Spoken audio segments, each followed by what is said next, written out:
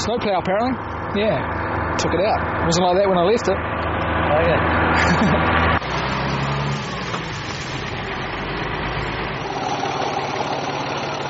It's been fairly devastating. We've lost quite a few lambs, and I haven't been able to get right up to the top because the snow's too deep.